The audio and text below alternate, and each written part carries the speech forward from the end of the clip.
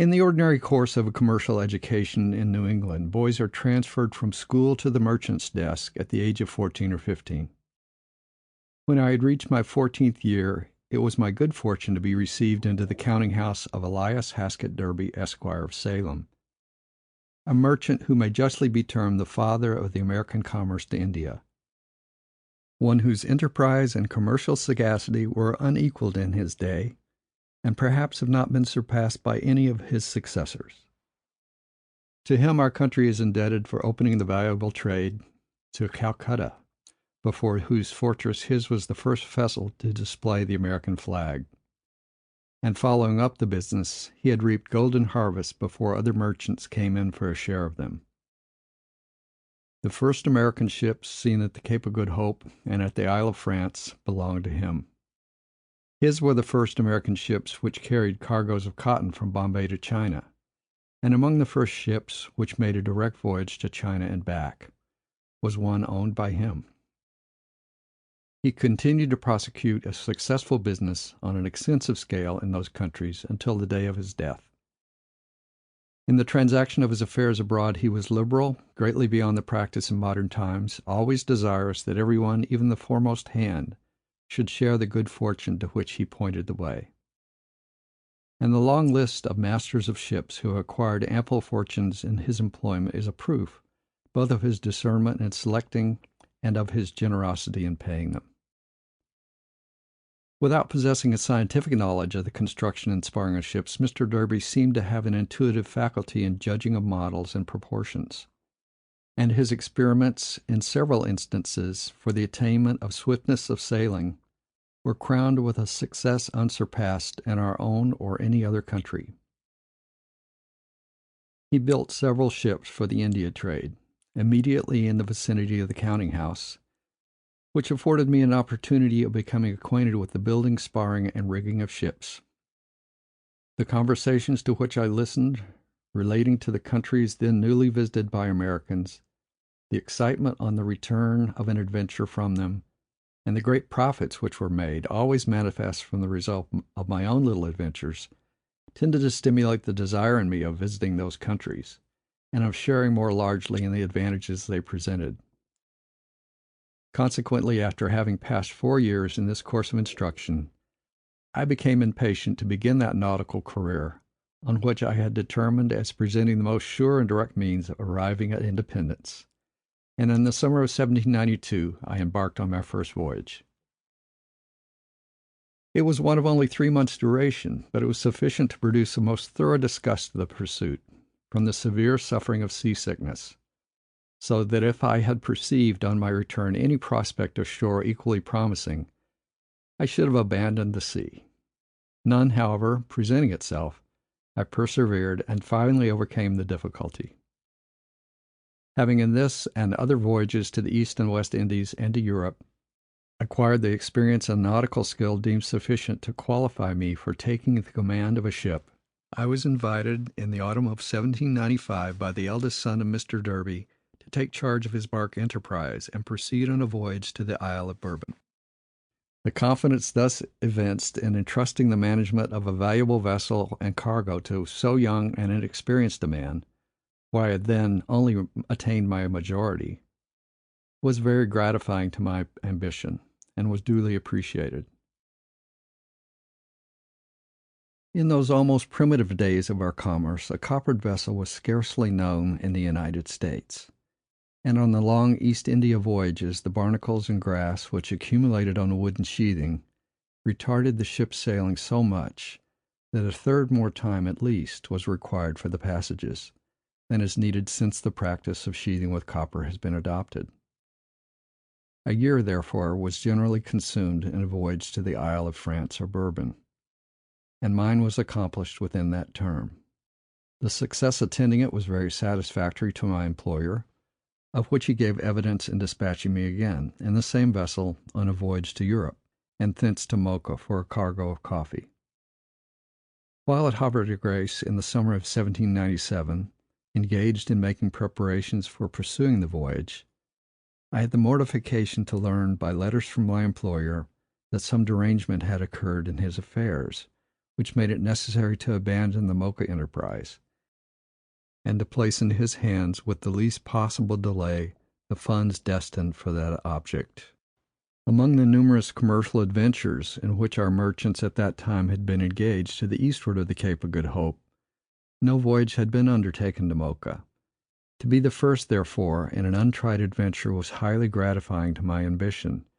and my disappointment was proportionately great when compelled to relinquish it. To have detained the vessel in France while waiting the slow progress of the sale of the cargo would have been injudicious. She was therefore dispatched for home under charge of the mate, William Webb, of Salem. Being thus relieved from the necessity of an immediate return to the United States, I flattered myself that even with the very contracted means which I possessed, I might still engage, with a little assistance, and on a very humble scale, in some enterprise to the Isle of France and India. When, therefore, I had accomplished the business with which I had been charged, by remitting to the owner in Salem his property with me, I began earnestly to put to the test the practicability of the object of which I was so desirous. A coincidence of favorable and very encouraging circumstances aided my views. A friend of mine had become proprietor of a little cutter of 38 tons burden, which had been a packet between Dover and Calais. This vessel had been taken for a debt, and the owner, not knowing what to do with her, offered her to me for a reasonable price, and to pay when I had the ability. The credit would enable me to put all my capital in the cargo, excepting what was required for coppering and fitting the cutter for the contemplated voyage, about $500,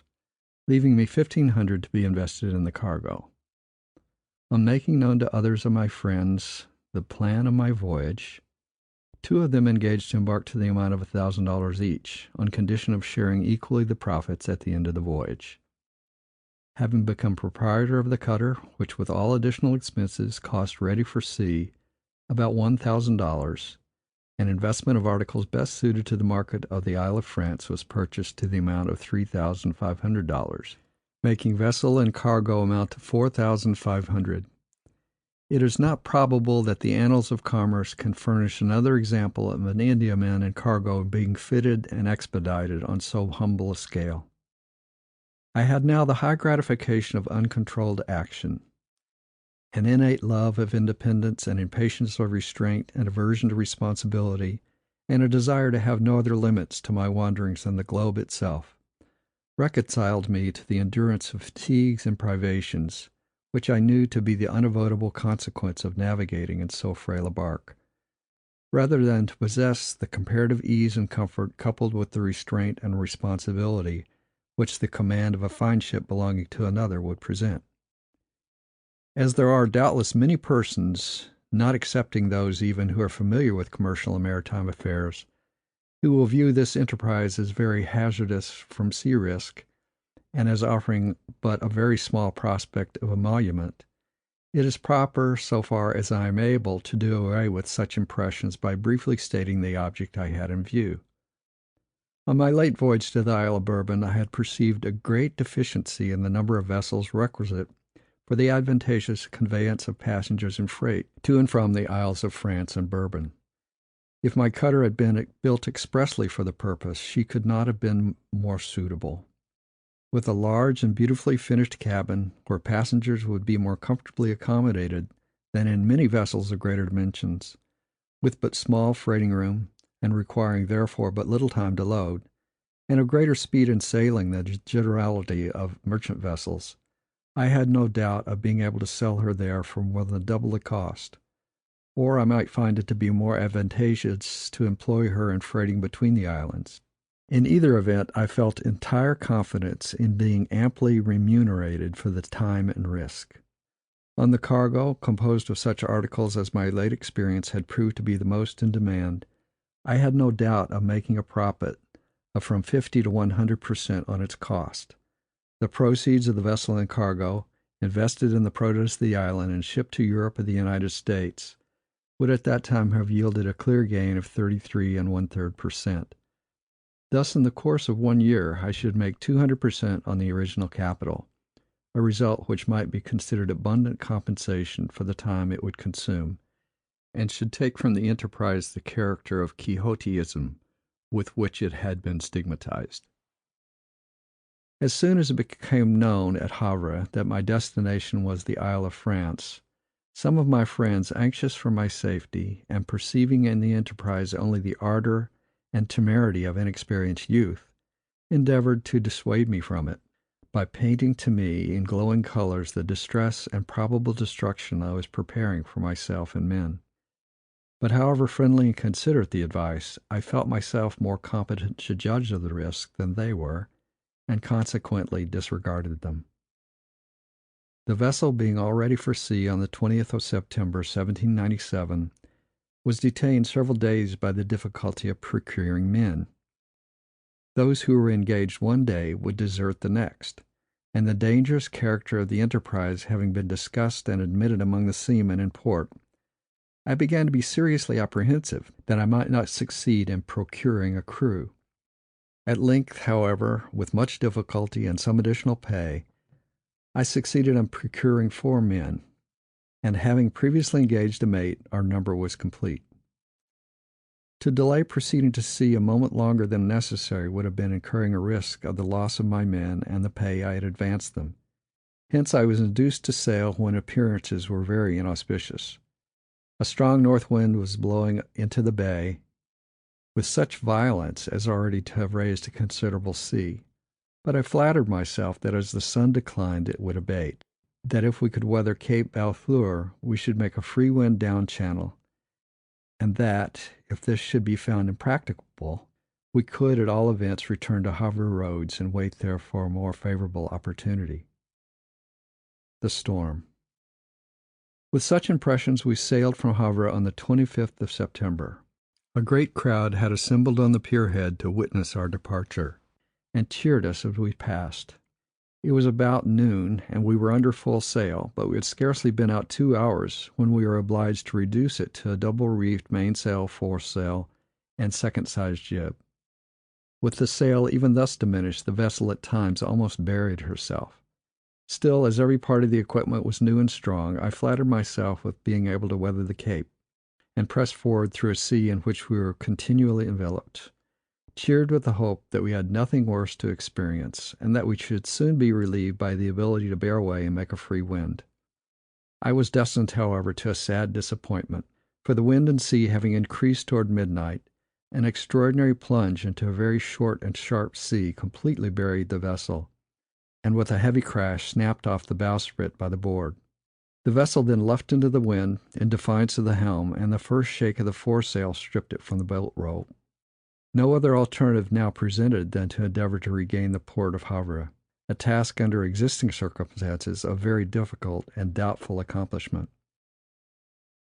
The sea had increased in so great a degree, and ran so sharp, that we were in continual apprehension of having our decks swept. This circumstance, combined with a seasickness which none escaped, retarded and embarrassed the operation of wearing round on the other tack. The violent motion of the vessel had also prevented the possibility of obtaining sleep. Indeed, no person had been permitted to go below before the disaster, and none had the disposition to do so afterward; but all were alert in the performance of their duty, which had for its immediate object the getting of the vessel's head pointed towards Havre.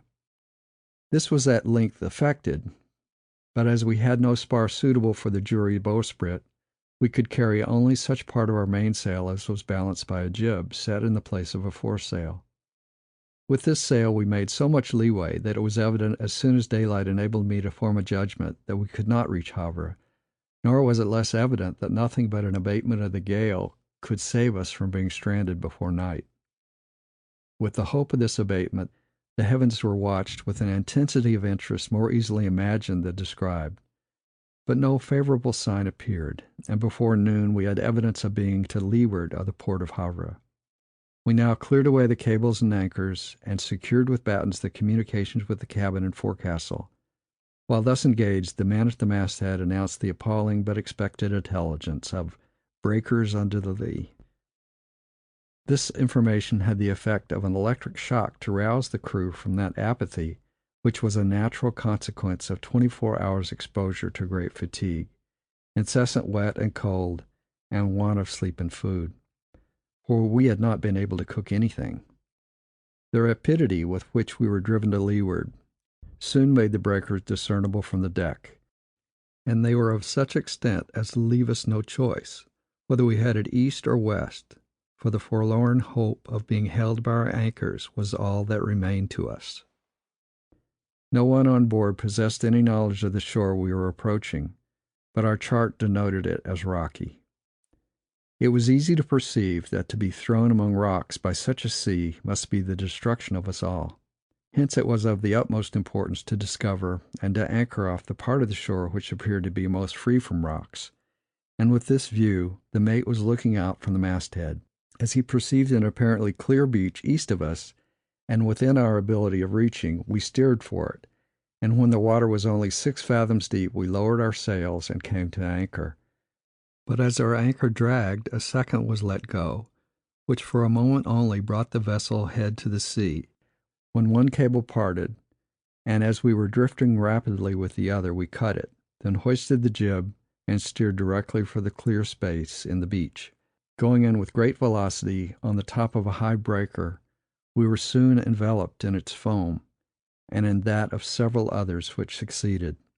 The vessel, however, notwithstanding she struck the ground with a violence which appeared sufficient to dash her to pieces, still held together, in defiance of this and several minor shocks, and as the tide was falling, she soon became so still, and the water so shoal, as to enable us to go on shore. As the alarm gun had been fired, the peasantry had come down in great numbers, and when they perceived us leaving the vessel, they ran into the surf, and with such demonstrations of humanity and kindness as our forlorn situation was calculated to excite, supported us to the shore, which we had no sooner reached than they complimented us on the judicious selection we had made of a place to come on shore. And it was now obvious to us that if we had struck half a mile either on one side or the other from this spot, there would have been scarce a possibility of saving our lives. We were fortunate not only in the selection of the spot, but also in the circumstance of its being nearly high water when the vessel struck. The concurrence of two such circumstances turned the scale in my favor, and immediately after landing I was convinced that the vessel and cargo, though much damaged, would both be saved. When the tide had so fallen as to leave the vessel dry, the inhabitants showed no disposition to take advantage of our distress, by stipulating for a certain proportion of what they might save before going to work, but prompted by their humane feelings, set about discharging the vessel, in such numbers and with such earnestness, that before sunset she was completely unloaded, and the cargo carried above high water mark. The gale, toward evening, had very much abated, and before the next high water was fortunately succeeded by a calm and a great decrease of sea. In the meantime, the leaks made in the bottom were stopped, as well as time and circumstances would permit. An anchor was carried as far as the retreat of the tide would admit, and the cable hove taut. Having made these dispositions, I engaged a pilot and a sufficient number of men to attend at full tide to heave the vessel off, and to endeavor to remove her into the river Orme, which was near by. These arrangements being made, I went with my men to an inn in the neighboring town of Osterham to get some refreshment and to pass the night, compelled by exhaustion to place entire dependence on those who were strangers to us, for getting the vessel afloat, as well as to secure the cargo from being plundered. Though worn out by fatigue and anxiety, my distress of mind was so great that I could not sleep. The thoughts that I had contracted a debt which I might never be able to pay, that no insurance had been effected, that without credit I might be compelled to sacrifice what had been saved to defray the expenses incurred, and that my fortune and prospects were ruined, were so incessantly haunting my imagination that the night rather added to than diminished my feelings of exhaustion. The following morning I found the vessel lying safely in the river Orme, and men were also there, ready to make those temporary repairs which were indispensable to enable us to return to Havre. In the forenoon it was required of me to go to Caen, 2 or 3 miles distant, for the purpose of making the customary report to the municipal authorities, which was a business of very little intricacy and of very speedy accomplishment. An examination of the vessel and cargo satisfied me that the former could be repaired at a very trifling expense, and that the latter was not damaged to much amount. The alacrity to render us assistance in the people of this place from the beginning of our disaster was extended to the period when, the cargo having been transported to the vessel and reshipped, we were prepared to return to Havre. As in cases of vessels stranding, it seems to be a practice sanctioned by long-established usage, particularly on the other side of the Channel, to consider the unfortunate as those abandoned by Heaven, from whom may lawfully be taken all that the elements have spared. I was prepared for a demand of salvage to a considerable amount, but in this expectation I found I had done great injustice to these good people, for on presenting their account it appeared that they had charged no more than for ordinary labor, and that at a very moderate rate. It is a circumstance also very creditable to them, that notwithstanding some packages of the cargo of much value,